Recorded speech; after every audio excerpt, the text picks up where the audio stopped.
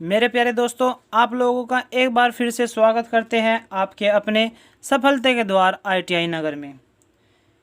जैसे कि हमारा सीरीज चला हुआ है अरिहंत पब्लिकेशन का ऑब्जेक्टिव टाइप क्वेश्चंस का सॉल्यूशन। इस सीरीज में आज लेक्चर है हमारा 5.3। लेक्चर नंबर 5.2 में हमने क्वेश्चन 30 हमने कंप्लीट किए हैं विस्तार पूर्वक। आज उसी सीरीज में हमारा क्वेश्चन आता है 31। क्वेश्चन 31 में कहता है कि चित्र में कौन सा संधारित्र प्रदर्शित किया गया है। देखिए, ध्यान से चित्र को देखिए और इसमें हमें बताइए कि जो चित्र है उसमें कौन सा संधारित्र प्रदर्शित है।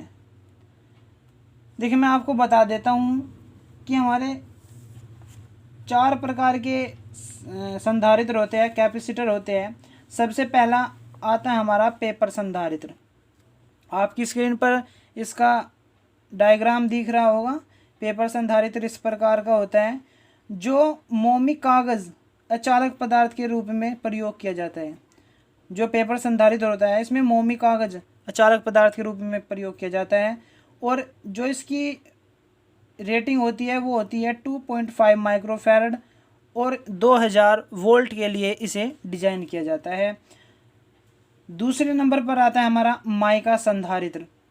माइका संधारित्र में हम जो अचालक पदार्थ के रूप में यूज करते हैं वो हम अभ्रक की पतली शीट का यूज करते हैं, यानी माइका की पतली शीट का यूज करते हैं और जो इसकी रेटिंग होती है वो होती है 0.1 माइक्रोफैरड। देखिए, हम लिख लेते हैं। सबसे पहले आया हमारा पेपर कैपेसिटर। इसकी जो हमारी रेटिंग थी वो थी हमारी 2.5 माइक्रोफैरड और जो इसे हम डिज़ाइन करते हैं वो करते हैं हम 2000 वोल्ट के लिए। दूसरे नंबर पर आता है हमारा माइका कैपेसिटर। माइका कैपेसिटर की जो हमारी रेटिंग है वो हमारी 0.1 माइक्रोफैरड है और जो इसे डिज़ाइन किया जाता है उसे 2500 वोल्ट के लिए DC के लिए यूज़ किया जाता है। तीसरे नंबर पर आता है हमारा सेरामिक संधारित्र। सेरामिक संधारित्र में जो हम अचालक परत बनाते हैं उसमें हम यूज करते हैं सेरामिक पदार्थ। सेरामिक पदार्थ में हमें देखने को मिलते हैं टिटेनियम, बेरियम, मैग्नीशियम, ये सब हमें सेरामिक पदार्थ देखने को मिलता है। सेरामिक पदार्थ देखने को मिलता है और जो हमारा सेरामिक कैपेसिटर होता है जो उसकी रेटिंग होती है वो होती है 0.2 माइक्रोफैरड और जो इसे डिज़ाइन किया जाता है इसे डिज़ाइन किया जाता है 1500 वोल्ट DC के लिए। चौथे नंबर पर आता है हमारा इलेक्ट्रोलाइटिक संधारित्र। इलेक्ट्रोलाइटिक कैपेसिटर, तो जो ये इसमें हम जो पदार्थ यूज करते हैं इसमें करते हैं ammonium borate, aluminium borate, sodium phosphate का यूज़ करते हैं और जो इसकी रेटिंग होती है इसकी होती है 2000 माइक्रोफैरड होती है इसकी और डिज़ाइन किया जाता है 450 वोल्ट DC के लिए। आपको अधिकतर घरेलू यूज़ में आपको 450 वोल्ट डिज़ाइन किया गया 2000 माइक्रोफैरड का इलेक्ट्रोलाइट कैपेसिटर देखने को मिलेगा। नंबर 5 पे आता है ऑयल डाई इलेक्ट्रिक संधारित्र। ऑयल डाई इलेक्ट्रिक कैपेसिटर, जो इसमें हम अचालक पदार्थ यूज करते हैं वो हम इसमें खनिज तेल यानी मिनरल ऑयल का यूज करते हैं। देखिए, नाम से पता लग रहा है कि ऑयल डाई इलेक्ट्रिक। हमने फंडामेंटल ऑफ इलेक्ट्रिसिटी में भी पढ़ा था, केबल में भी पढ़ा था कि डाई इलेक्ट्रिक हमारी अचालक में होनी ज़रूरी है। तो जो हमारा ऑयल है उसकी डाई इलेक्ट्रिक, जो मिनरल ऑयल है उसकी डाई इलेक्ट्रिक बहुत अधिक होती है जिसे हम अचालक के रूप में यूज करते हैं इस कैपेसिटर में। और जो इसकी रेटिंग होती है वो होती है 1 माइक्रोफैरड और इसे डिज़ाइन किया जाता है 25,000 वोल्ट के लिए। देखिए, सबसे ज़्यादा वोल्टेज के लिए इसे यूज किया जाता है 25,000 वोल्टेज के लिए ऑयल डाई इलेक्ट्रिक संधारित्र को यूज किया जाता है। तो देखो, डायग्राम में जो हमें क्वेश्चन में पूछा था वो डायग्राम हमारा मिलता जुलता है ऑयल डाई इलेक्ट्रिक संधारित्र से। तो जो क्वेश्चन नंबर 31 है इसका राइट आंसर हो जाएगा ऑप्शन डी ऑयल परावैद्युत संधारित्र। हमने ऑप्शन ए में देखो माइका संधारित्र भी आपको बता दिया है, पेपर संधारित्र भी और सेरामिक संधारित्र भी। तो अब देखते हैं नेक्स्ट क्वेश्चन हमारा 32 में कहता है कि एसी परिपथ के धारितीय प्रतिघात XC को ज्ञात करने का सूत्र होता है। देखिए धारितीय प्रतिघात पूछा है इसने 32 में। धारितीय प्रतिघात होता है हमारा XC, कैपेसिटिव रिएक्टेंस। तो जो हमारा इसका सूत्र होता है, जो फॉर्मूला होता है, ये सिंपल सा ये होता है कि 1/ωc, जिसमें ओमेगा की हम वैल्यू रखेंगे तो हमें मिलेगा 2πfc। तो ऑप्शन देख लेते हैं कि इससे हमारा क्या मिलता जुलता है। ऑप्शन ए हमारा गलत हो जाएगा। देखो ऑप्शन सी हमारा XC = 1/2πfc हमारा राइट आंसर हो जाएगा। जो हमारा धारितीय प्रतिघात होता है XC होता है, उसका फॉर्मूला 1/2πfc होता है। नेक्स्ट क्वेश्चन देखते हैं 33। चित्र में दर्शाए गए परिपथ की कुल धारिता ज्ञात कीजिए। कुल धारिता पूछा है। देखो सिंपल है हमारा, इसमें मिक्स्ड कॉम्बिनेशन है, इसमें पैरेलल भी है और सीरीज भी है। सबसे पहले देखते हैं हम जो हमारा C1 C2 C3 है ये हमारे सीरीज में है, और जो हमारे C4 C5 है ये हमारे सीरीज में है। सबसे पहले हम C1 C2 C3 को सीरीज से निकालते हैं। 33 में क्या है, देखो इस प्रकार दिया है कि C1 C2 C3 हमारे सीरीज में है। जब हम सीरीज में देखते हैं तो हमने फॉर्मूला पढ़ा था, जब हम कैपेसिटर का निकालते हैं total capacitor 1/C = 1/C1 + 1/C2 + 1/C3। और जो हम रजिस्टर पढ़ते हैं वो हम पढ़ते हैं सीरीज में R1 + R2 + RC, यानी रजिस्टर का ये उल्टा हो जाएगा। जो हम सीरीज में लगाते थे वो यहाँ पे हम पैरेलल में वाला लगाते हैं, जो हम रजिस्टर में पैरेलल वाला लगाते हैं वो हम कैपेसिटर में सीरीज वाला लगाते हैं। तो ये हमारा होता है सीरीज में। अब देखते हैं 1/C = 1/C1 हमारा है 30 माइक्रोफैरड प्लस 1/C2 हमारा 30 माइक्रोफैरड प्लस 1/C3 हमारा 30 माइक्रोफैरड। तो जब हम C निकालेंगे 1/C = एलसीएम आ जाएगा हमारा 30, और जब हम सोल्व करेंगे ये मिल जाएगा हमारा 3। तो जब हम C निकालेंगे तो हमें मिलेगा C30। ठीक है, अब देखते हैं हम ब्रांच 2 में C2 निकाल लेते हैं। ब्रांच 2 में 1/C2 = 1/C4 + 1/C5। देखिए जो हमारा 1/C4 है, C4 20 माइक्रोफैरड प्लस C5 है हमारा 20 माइक्रोफैरड। देखिए जब हम इसको सोल्व करेंगे तो हमें C देखने को मिलेगा ब्रांच 2 में 10 माइक्रोफैरड। ठीक है जी, क्या मिल गया हमें 10 माइक्रोफैरड।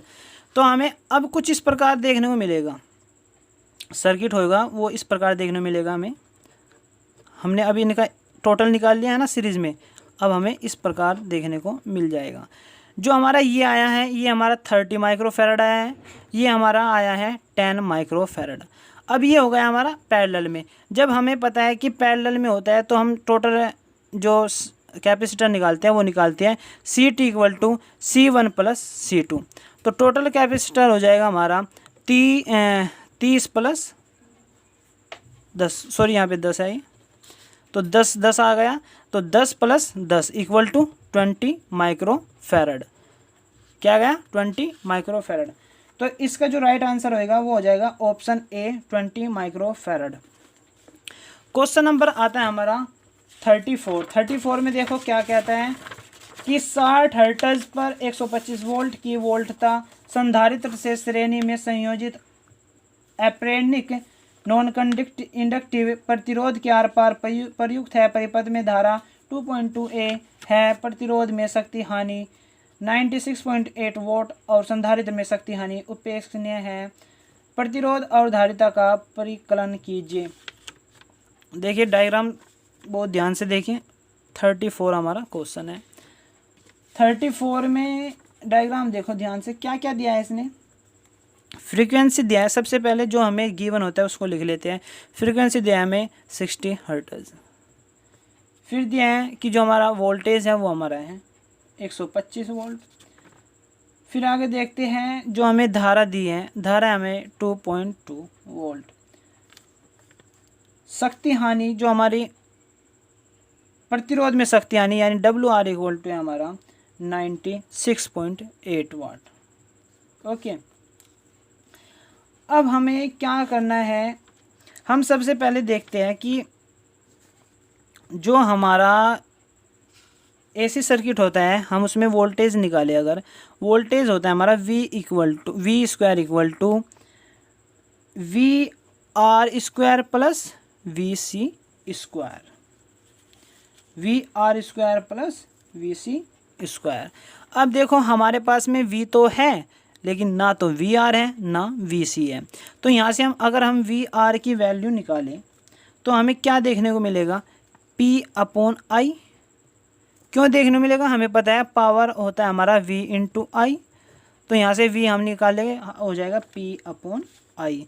देखिए हम निकाल रहे हैं वोल्टेज R में, प्रतिरोध में, PR इक्वल टू, देखिए जब हम R में वोल्टेज निकाल रहे हैं तो पावर भी हम इसकी रजिस्टर की लेंगे यानी R की लेंगे, तो R में पावर क्या दी हमें 96.8/I क्या दिया है 2.2। तो जब हम इसको सोल्व करेंगे हमें मिल जाएगा 44 वोल्ट। कितना मिलेगा 44 वोल्ट VR। अब हम इसी सूत्र में वापस आते हैं, देखते हैं हम V की वैल्यू हमारी क्या है, V square equal to VR square plus VC square. V हमारे पास में अब V भी है VR भी है, VC निकालना है, तो जब हम VC को इधर लाएंगे तो हमें मिल जाएगा, हमें क्या मिलेगा V square minus VR square. तो VC स्क्वायर हम निकालेंगे, V1 जो हमारा V है, V हमारा क्या है 125 का स्क्वायर हो जाएगा, माइनस VR हमारा कितना आया है 44 का स्क्वायर हो जाएगा। जब हम इसको सोल्व करेंगे तो हमें जो VC यानी कैपेसिटर में हमें जो वोल्टेज देने को मिलेगी वो हो जाएगी हमारी 125 का स्क्वायर हो जाएगा 15,625 माइनस 44 का स्क्वायर हो जाएगा 1936।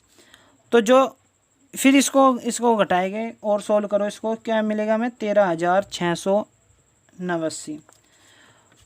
अब हमारा इधर स्क्वायर है, जब हम VC निकालेंगे तो अंडर रूट हो जाएगा 13,689 इक्वल टू, जब हम इसका रूट निकालेंगे तो मिलेगा हमें 117 वोल्ट। अब हमारे पास में VC भी आ गया है और VR भी आ गया है, तो हमें निकालना है, अब निकालना है हमें प्रतिरोध। इसने क्या पूछा है क्वेश्चन में, देखो ध्यान से देखो, प्रतिरोध और कैपेसिटर बताओ हमें किस किस रेटिंग के लगे हैं।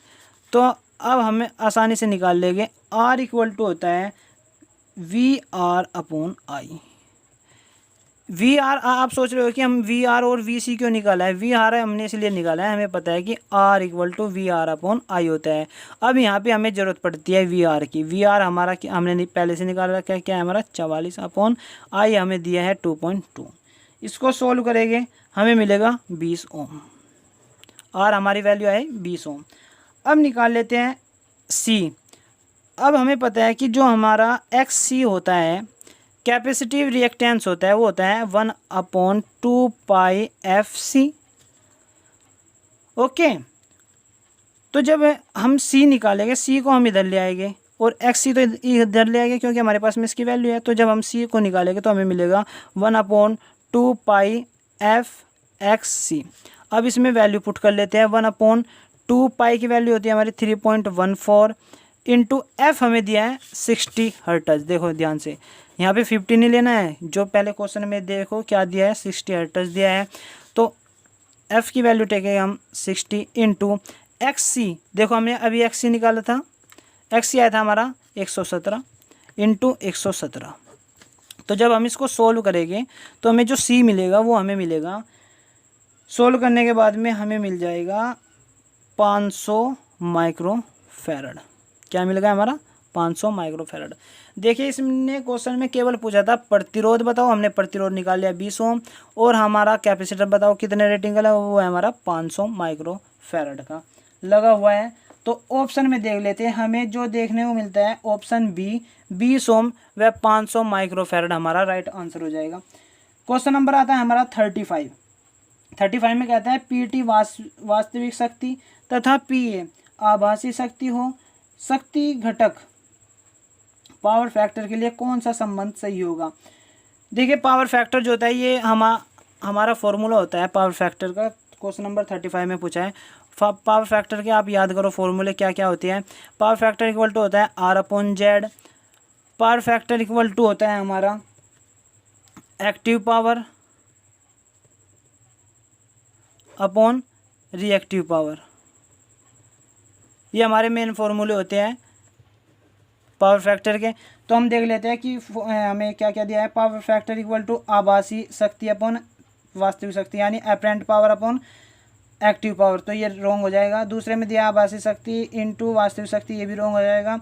ऑप्शन सी देखो, पावर फैक्टर इक्वल टू वास्तविक शक्ति, यानी हमारी है जो वास्तविक शक्ति को हम ट्रू पावर भी बोलते हैं और एक्टिव पावर भी बोलते हैं, अपॉन आभासी शक्ति यानी अपरेंट पावर। तो ये हमें देखो मिल रहा है, जो कि इसका ये को ऑप्शन सी राइट आंसर हो जाएगा। क्वेश्चन नंबर आता है हमारा 36।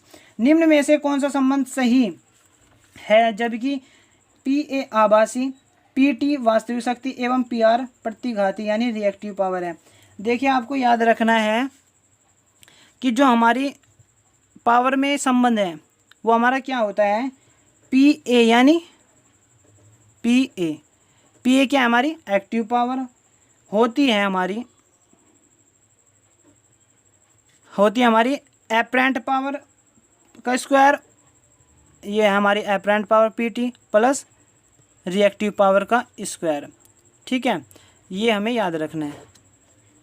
तो यही पूछा है कि जो सही कथन है वो हमारा क्या है, वो हमारा option C PA equal to √PT square plus PR square हमारा राइट ऑप्शन हो जाएगा।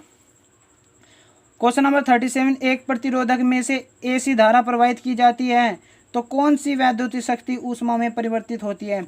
देखिए जब हमें किसी AC परिपथ में धारा प्रवाहित करते हैं तो हमेशा हमें वहाँ पे ट्रू पावर यानी एक्टिव पावर यानी वाट फुल पावर देखने को मिलती है। तो ऑप्शन देखते हैं हम, हमारा क्या है, ए हमारा है प्रतिघाती शक्ति। प्रतिघाती शक्ति होती है रिएक्टिव पावर। रिएक्टिव पावर हमें पता है कि जो हमारी वाट लेस है यानी कहीं पर भी यूज़ नहीं होती। रिएक्टिव पावर का मैं फॉर्मूला बता दूं आपको, होता है VI sin थीटा। ठीक है, ये हमारी होती है रिएक्टिव पावर यानी वाट लेस पावर होती है, इसका कहीं भी यूज़ नहीं देखने मिलेगा। इसकी जो यूनिट होती है वो होती है kVAR लेते हैं। ठीक है, ये बस याद रखने का, कहीं यूज़ नहीं होना। बी आता है स्थानांतरण शक्ति, ये भी कहीं यूज़ नहीं होता।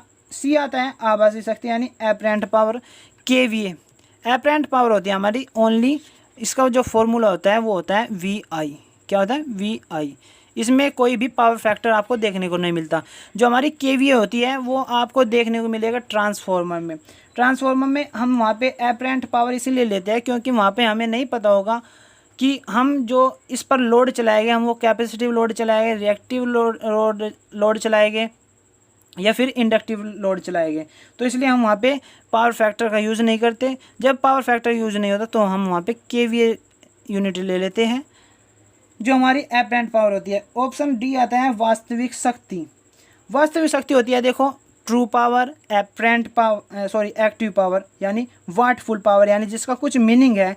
ये हमें AC परिपथ में हर जगह देखने को मिलती है, जिसकी यूनिट होती है kW और फॉर्मूला होता है VI × cos phi। ये हमारा फॉर्मूला होता है। तो जो इसका क्वेश्चन नंबर 37 का राइट आंसर हो जाएगा ऑप्शन डी वास्तविक शक्ति। ठीक है, जो वैद्युत शक्ति ऊष्मा में परिवर्तित होती है। क्वेश्चन नंबर आता है हमारा 38। एक प्रत्यावर्ती धारा परिपथ के पावर फैक्टर का सूत्र ज्ञात किया जा सकता है। देखिए जो ऑप्शन ए है cos phi = R/Z, इससे भी हम पावर फैक्टर का प्रयोग कर आंसर निकाल सकते हैं। और जो बी ऑप्शन है cos phi = वास्तविक शक्ति अपॉन आभासी शक्ति, अभी मैंने बताया था आपको पीछे, R/Z active power upon reactive power. Option C आता है cos phi = R/√R2 + XL और -XC का स्क्वायर। देखिए यहाँ पे ये कोई नहीं है, बस यही फॉर्मूला है कि R/Z। Z की वैल्यू रखी है इसने, R/Z की वैल्यू रख दिया सिंपल। बस जो Z होता है हमारा इम्पिडेंस होता है, जिसकी वैल्यू होती है हमारी R² + XL XC का स्क्वायर। ये होता है हमारा RLC सर्किट में देखने मिलता है। तो यानी ये भी हमारा सही होगा ऑप्शन सी।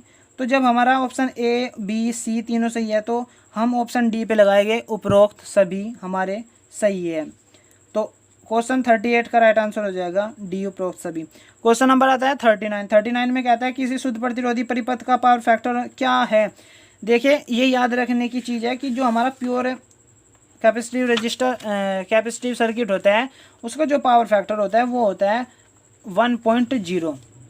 तो हमारा राइट आंसर हो जाएगा ऑप्शन ए 1.0। क्वेश्चन नंबर आता है हमारा 40, इम्पीडेंस ज्ञात करने के लिए कौन सा सूत्र प्रयोग होता है जिसमें प्रतिरोध व रिएक्टेंस शामिल हो। देखिए इसने कहा है प्रतिरोध व रिएक्टेंस। सिंपल बात है कि जो हमारा RLC सर्किट हो या RL सर्किट हो या RC सर्किट हो उसमें जब हम इम्पीडेंस निकालते हैं ये आपको याद रखना है। मैं आपकी स्क्रीन पर देखो एक डायग्राम फॉर्मूलाज दिखा रहा हूँ। फॉर्मूला को आप स्क्रीनशॉट लेकर सेव कर लो, इनको आप याद रखना है। इसमें आपको वोल्टेज भी देखने को मिल रही है, करंट भी देखने को मिल रहा है और इम्पीडेंस आपको देखने को मिल रहा है कि RL सर्किट में क्या होता है, RC सर्किट में क्या होता है, RLC सर्किट में क्या होता है। देखिए जो हमारा देखने को मिल रहा है जो इम्पीडेंस होता है वो होता है R² + X² होता है। ठीक है, स्क्रीनशॉट लेके इसको सेव कर लेना, बहुत इंपॉर्टेंट डाटा है। तो जो हमारा क्वेश्चन 40 में इम्पीडेंस ज्ञात करने का सूत्र पूछा है वो हमारा ऑप्शन ए में देखने को मिल रहा है Z = √R² + X²। तो राइट आंसर हमारा ऑप्शन ए हो जाएगा। क्वेश्चन नंबर आता है हमारा 41 में कहा है कि उस तार के प्रतिरोध का मान क्या होगा जिसका 50 ओम इम्पीडेंस और 0.8 पावर फैक्टर पर 240 वोल्ट। देखें सबसे पहले हमें लिखना है कि हमें क्या क्या दिया है। 41 क्वेश्चन में हमें दिया है कि इम्पीडेंस तो हमारा है 50 ओम और पावर फैक्टर है हमारा 0.8 यानी हमारा cos फाई है हमारा 0.8। तो जब हम इसको निकालेंगे तो हमें पता है कि जो पावर फैक्टर होता है cos फाई = होता है R/Z। तो इसने प्रतिरोध का मान पूछा है यानी सिंपल बात है R का मान पूछा है, Z का हमें इसका मान दिया है और cos फाई का भी मान दिया है। तो जब हम सोल्व करेंगे R = आ जाएगा हमारा cos फाई यानी पावर फैक्टर इंटू Z। तो R = हो जाएगा cos फाई की वैल्यू हमें क्या दी है 0.8 इंटू Z की इम्पीडेंस की वैल्यू क्या दी है हमें 50 ओम। जब हम इसको मल्टीप्लाई करेंगे तो हमें मिलेगा 40 ओम। ठीक है जी। तो क्वेश्चन नंबर 41 का राइट आंसर हो जाएगा ऑप्शन बी। मेरे प्यारे दोस्तों आपको वीडियो समझ आ रही होगी, जो क्वेश्चन करा रहे हो अच्छे से समझ में आ रहे होगे। अगर वीडियो अच्छी लग रही है तो लाइक करें और अपने दोस्तों को भला चाहते हैं तो शेयर करें। और हाँ एक और बात है कि अगर पिछले लेक्चर देखना चाहते हैं तो आपको प्ले लिस्ट आपको डिस्क्रिप्शन बॉक्स में मिल जाएगी।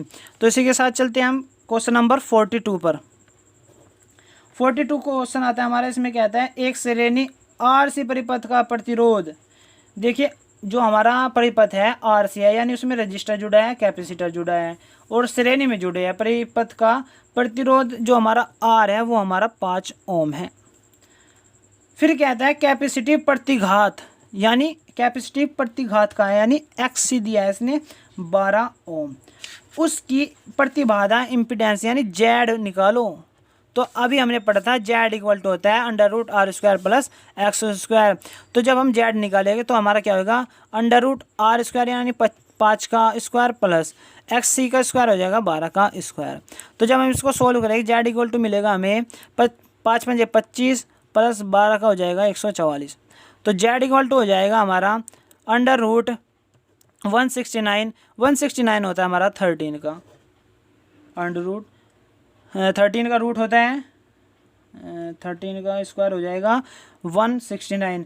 तो हमारा जो राइट आंसर देखने मिलेगा वो हमारा 30 ओम देखने मिलेगा। जो इसने इम्पीडेंस पूछा था वो हमारा 30 ओम आ जाएगा। ठीक है मेरे दोस्तों। क्वेश्चन नंबर आता है हमारा 43 में देखते हैं क्या कहता है। RLC श्रेणी परिपथ का परिणामी प्रतिघात होता है। जो देखो परिणामी प्रतिघात पूछा है इसने RLC सर्किट में। ठीक है, तो जो हम देखते हैं कि RLC सर्किट में हम देखते हैं कि जो हमारा XL होता है वो XC से भी बड़ा हो सकता है, XC XL से भी बड़ा हो सकता है और LL एक्स एल और एक्स सी आपस में बराबर भी हो सकते हैं। तो जब हम इनका परिणामी प्रतिघात देखते हैं तो हमें देखने को मिलता है एक्स एल एक्स सी। इसका मतलब होता है कि ये आपस में बड़े छोटे भी हो सकते हैं और आपस में बराबर भी हो सकते हैं। तो इसका राइट आंसर हो जाएगा option D, X L minus X C. Okay, यहाँ पे ध्यान रखना है कि ये ऐसा चिन्ह होना चाहिए, ना कि माइनस हो यहाँ पे। तो क्वेश्चन नंबर 43 का राइट आंसर हो जाएगा ऑप्शन डी। क्वेश्चन नंबर आता है 44। 44 में क्या आता है कि प्रतिवर्ती धारा व वोल्टेज सरल रेखा से निरूपित होते हैं तथा परिमाण व दिशा एरो हेड से निरूपित होती है। यह निरूपण क्या कहलाता है? देखिए, हम फिजिक्स में पढ़कर आए थे कि एरो हेड, यानी एरो हेड हमारा ये होता है कि हमारी कोई राशि है तो हम इसे ऐसे डिनोट कर रहे हैं, एरो हेड लगाकर, एक तीर लगाकर। तो वो हम पढ़ के आई है, वो हमारी सदिश राशि होती है।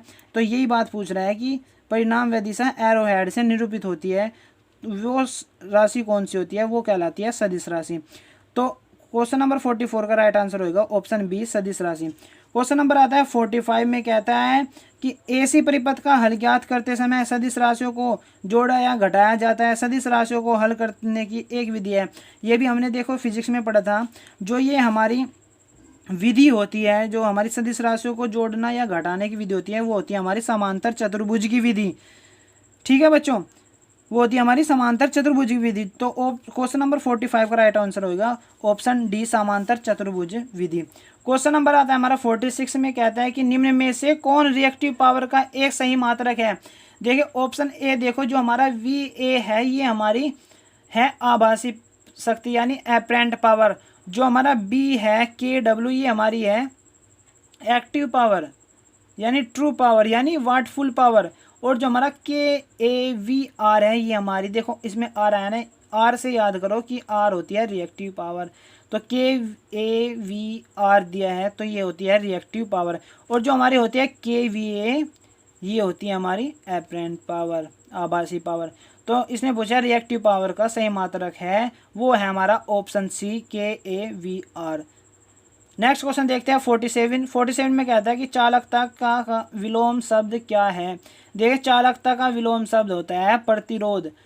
ऑप्शन ए में हमें देखने को मिलता है एडमिटेंस। भाई एडमिटेंस जो होता है वो चालक का विलोम नहीं होता, चालक का समान शब्द होता है। और हमारा जो रिएक्टेंस है ये हमें देखने को मिलता है चुंबकीय परिपथ में। जो हमारा प्रतिरोध है वो हमारा चालकता का विलोम शब्द है, यानी विलोम ही कार्य करता है। तो क्वेश्चन नंबर 47 का राइट आंसर होगा ऑप्शन सी, प्रतिरोध।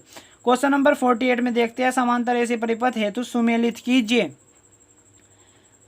अच्छा, इसने एक तालिका दी है, एक हमको टेबल दिया है, ये हमें मिलाना है। सबसे पहले दिया है इसने ऑप्शन ए में दिया है इम्पीडेंस।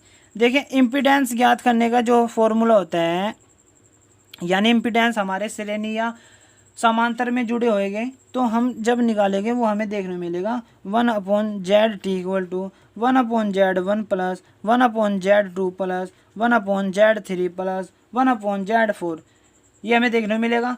तो ये इसका मिलान करो तीसरे ऑप्शन से। फिर बी आता है कुल विद्युत धारा। कुल विद्युत धारा देखो हमारी क्या होती है, I = V/R होती है। और जो R होता है वो R होता है हमारा 1/Y, यानी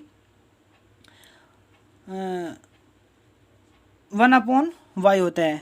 ठीक है, तो जब हम Y हमारा ये होता है एडमिटेंस। ठीक है, तो जब हम इस फॉर्मूले में R की वैल्यू रखेंगे तो हमें देखने को मिलता है V/1/R, तो Y, तो ये हमारा चला जाएगा ऊपर, VY हो जाएगा।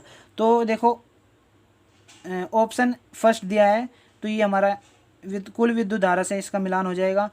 सी में देखो पावर फैक्टर हम पढ़ कर आए हैं, पावर फैक्टर होता है हमारा R/Z। देखो R का विलोम होता है G और Z का विलोम होता है Z का विलोम होता है Y। ठीक है, ये इम्पीडेंस, ये एडमिटेंस, ये रजिस्टर, ये चालकता। ठीक है, तो देखो ऑप्शन सेकंड में हमें दिया है G/Y, तो पावर फैक्टर ये हो जाएगा, सी का मिलान हो जाएगा दूसरे ऑप्शन से। एडमिटेंस विधि होती है हमारी YT = Y1 + Y2 + Y3, इसका मिलान हो जाएगा चौथे से। तो 48 का जो हमें ऑप्शन मिलेगा वो मिलेगा डी ऑप्शन हमारा राइट हो जाएगा। 49 क्वेश्चन आता है। 49 में कहता है कि एसी समांतर परिपथ में एडमिटेंस वाई का मात्रक है। देखिए एसी समांतर परिपथ में आपको देखने मिलेगा कंडक्टेंस मिलेगा, ससेप्टेंस देखने को मिलेगा, एडमिटेंस देखने को मिलेगा। इन तीनों का मात्रक होता है हमारा मोह। और ये मोह इसलिए होता है क्योंकि ये धारा को आसानी से प्रवाह करने में काम करते हैं। और जो हमारा होता है इम्पीडेंस होता है, रेजिस्टेंस होता है, ठीक है, और हमारा होता है रिएक्टेंस होता है, ये हमारे धारा को रोकने में सहायक होते हैं। तो इसलिए इनका जो यूनिट होती है, मात्रक होता है, वो होता है हमारा ओम। तो इसने पूछा है एडमिटेंस, ये आता है हमारा कंडक्टेंस की कैटेगरी में। तो इसका जो हमारा मात्रक होगा वो हो जाएगा मोह। तो ऑप्शन डी में देखो मोह, जो इसका राइट आंसर हो जाएगा। क्वेश्चन नंबर आता है 50 में कहता है वह आवर्ती जिस पर XL बराबर XC होता है क्या कहलाती है। देखिए हमें एक सर्किट देखने को मिलता है जिसमें सर्किट होता है हमारा RLC का, जिसमें रजिस्टर लगा होता है, फिर लगा होता है हमारा इंडक्टर, फिर लगा होता है कैपेसिटर। ये हमारा कहलाता है RLC सर्किट, ठीक है। ये कहता है कि जब L और C दोनों बराबर हो तो कौन सी परिपथ कहलाता है। जब L और C बराबर होते हैं तो ये आपस में कट जाते हैं, यानी ये ख़त्म हो जाते हैं, समाप्त हो जाते हैं यहाँ से इस सर्किट से। तो बचता है हमारा R। जब हमारा केवल प्रतिरोध बच जाता है तो वो स्थिति कहलाती है हमारी अनुनादी आवर्ती, या फिर अनुनाद परिपथ कहलाता है। और हमारी जो आवृत्ति होती है उसमें वो कहलाती है हमारी अनुनादी आवर्ती। तो जो हमारा ऑप्शन बी है अनुनादी आवर्ती, वो हमारा क्वेश्चन नंबर 50 का राइट आंसर हो जाएगा। तो मेरे प्यारे दोस्तों, आज के लेक्चर में इतना ही। अगर वीडियो अच्छी लगी है तो लाइक करें, और अपने दोस्तों का भला चाहते हैं तो शेयर करें। और डेली नोटिफिकेशन पाने के लिए हमारे चैनल सफलता के द्वार ITI नगर को सब्सक्राइब करें और बने रहें आने वाले लेक्चर 5.4 में, क्योंकि वो आपके लिए बहुत ही उपयोगी होने वाला है। उसमें हम बहुत ही इम्पोर्टेंट न्यूमेरिकल्स लेकर आएंगे जो आपकी आने वाली परीक्षा ITI के लिए बहुत ही इम्पोर्टेंट और आपके कॉम्पिटिटिव एग्ज़ाम के लिए भी बहुत ही इम्पोर्टेंट होने वाला है। तो देखते रहें हमारे ITI नगर चैनल को और बने रहें हमारे इस सीरीज़ अरिहंत बुक सॉल्यूशन का जो हमारा लेक्चर 5.4 आने वाला है उसे आप देखते रहे। तो इसलिए टाटा एंड बाय बाय।